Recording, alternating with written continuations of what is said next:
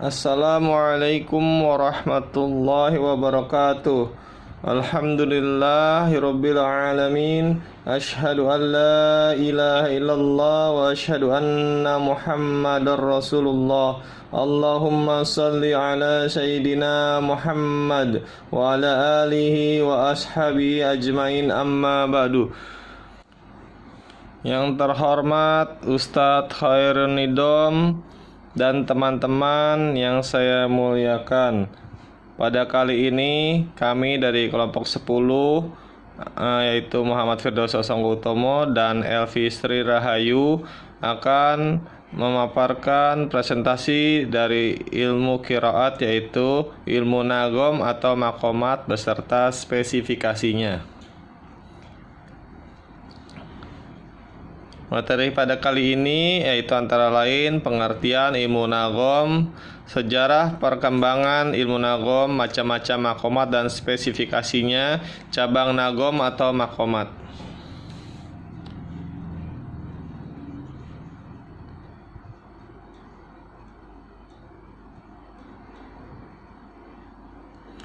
Pengertian ilmu nagom. Apa itu ilmu nagom? Menurut Kamus Arab Indonesia yang ditulis oleh Mahmud Yunus, nagom secara etimologi bisa disamakan dengan kata ghina. Sedangkan secara terminologi dalam buku Bagaimana Rasulullah Mengajarkan Al-Quran kepada para sahabat, karya tulisan dari Abdussalam Muqbil Al-Majidi, nagom adalah mengenakan suara, menyanyikan bacaan, menghiasi dan melembutkan sesuai kaidah-kaidah yang telah diketahui. Bisa disimpulkan bahwa nagom adalah memperindah bacaan Al-Quran dengan memperhatikan kaidah-kaidah khusus.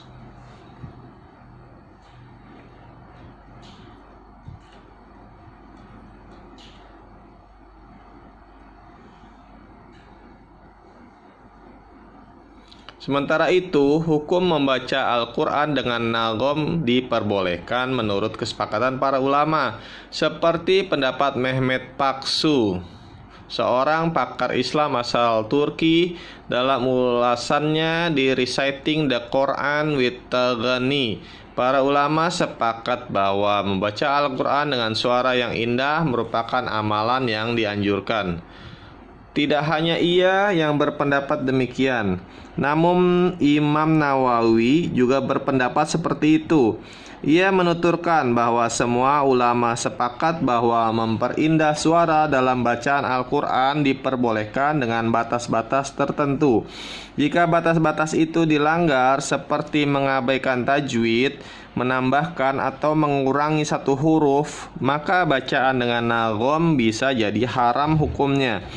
Penggunaan nagom memang dianjurkan karena ini juga bagian dari nyawa dalam membaca Al-Quran, tapi tentu dengan memperhatikan kaidah-kaidah khusus seperti tajwid, panjang pendek, dan lainnya agar bacaan terdengar indah dan tidak melanggar syariat.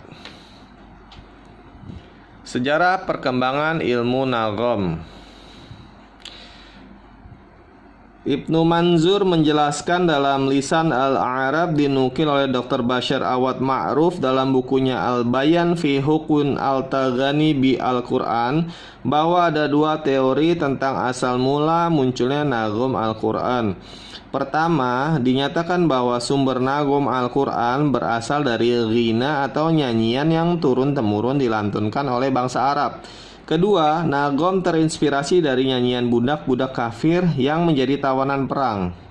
Kedua teori tersebut menegaskan bahwa lagu-lagu Al-Quran berasal dari khasanah tradisional bangsa Arab. Dengan teori ini dijelaskan bahwa lagu-lagu Al-Quran bernuansa irama Arab. Sebelum Nabi Muhammad SAW lahir, orang-orang Arab sudah mengenal kesenian musik dan syair atau sastra yang diwarisi dari nenek moyang mereka.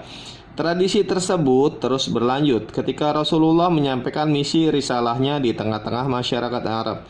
Mereka yang jatuh cinta kepada Islam lalu mengaplikasikan handasah al-saut dalam bacaan Al-Quran. Kelahiran lagu-lagu yang hingga saat ini berkembang pesat di Indonesia berasal dari Arab atau Timur Tengah, sehingga lagu-lagu Al-Quran yang berkembang di seluruh pelosok dunia termasuk di Indonesia merupakan produk dari Arab atau Timur Tengah. Keragaman lagu Al-Quran tidak lepas dari kemampuan bangsa Arab dari seni budaya yang dimilikinya. Berawal dari periode pengembangan seni baca Al-Quran, maka lagu yang dipergunakan dalam seni baca Al-Quran pertamanya masih diwarnai oleh lagu-lagu dan irama ala Makkawi. Irama dan lagu-lagu tersebut disebut dengan lagu Makkawi karena lagu itu bermula dari negeri Mekah. Akibatnya bagi pelajar dari Indonesia yang belajar di Mekah, hampir seluruh irama dan lagu-lagu yang dipelajari adalah lagu dan irama khas Makkawi. Salah satu negara sahabat yang telah menjalin hubungan baik dengan Indonesia adalah Mesir yang sejak lama telah bersedia mengirim misi qori dan qoriahnya ke Indonesia. Adapun tokohnya yang dikirim ke Indonesia mengenai seni baca Al-Quran dari Mesir yaitu As-Syeikh Abdul Basit, Muhammad Abdul Somad, As-Syeikh Mustafa Ismail, As-Syeikh Muhammad Khalil Al-Husairi, As-Syeikh Hayyi Ahmad Zahran ke Indonesia pada tahun 1964.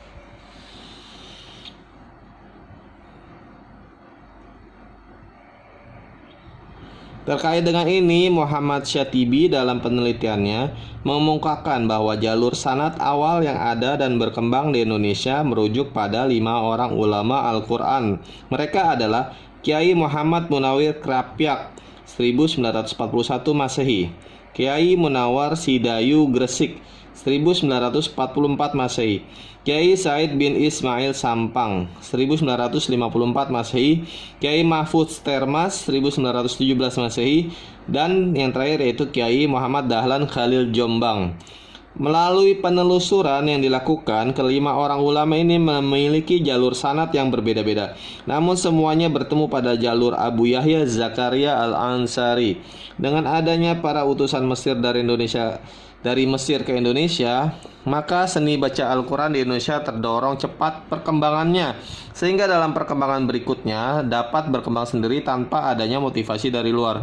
Hal ini dapat dilihat dari adanya perkembangan organisasi yang beragam di bidang seni baca Al-Quran, antara lain Jamiatul Qurbo wal Hufaz tahun 1950 di Jakarta, IPKIR Ikatan Pelajar Qiraah di Kalimantan Selatan, Bustanul Qiraah tahun 1964 di Surabaya, Ikatan Qur'at Wasiliyah Medan. Macam-macam nagom atau makomat beserta spesifikasinya.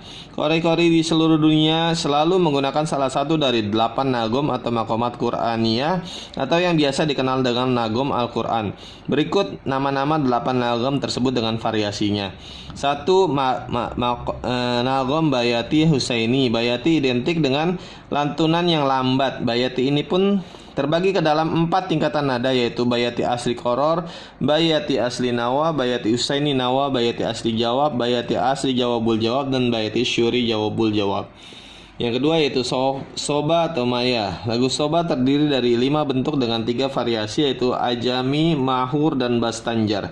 Sedangkan tingkatan suaranya ada 2, yaitu Jawab dan Jawabul Jawab.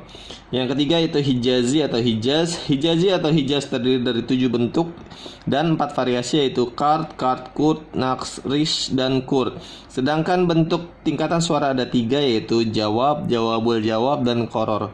Yang keempat yaitu Nahawan atau Iroki. Nahawan terdiri dari 5 bentuk dan 2 variasi atau selingan, yaitu Nukrosi dan Murokab. Ciri-ciri variasi nukrosi adalah bernada rendah, turun, sedangkan variasi murokab bernada tinggi atau naik. Adapun tingkat suaranya ada 2, yaitu Jawab dan Jawabul Jawab.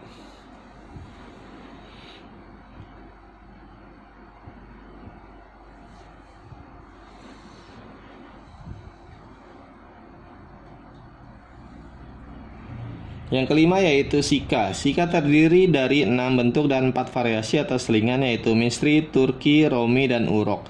Sedangkan tingkat suaranya ada 3, yaitu koror, jawab, dan jawabul jawab. Ros dan rosat alan nawa.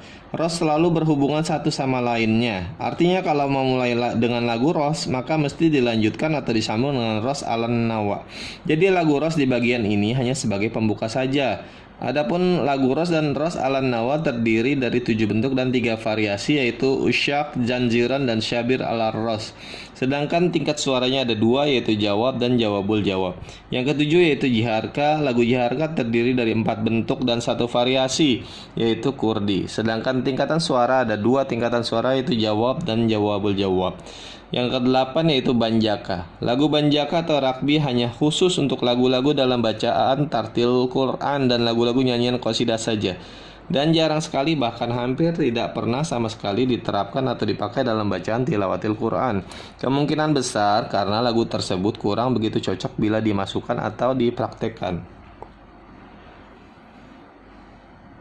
Cabang-cabang nagom atau makomat dan juga termasuk nama variasinya adalah 1 syuri, 2 ajami al-ajami, mahur muhur, bustanjar, kart, nakrish, kurt, nokrosh, murakkab, misri, turki, romi, urak, usyak, janjiran atau jinjiran, syabir ala ros, dan yang terakhir yaitu kurdi.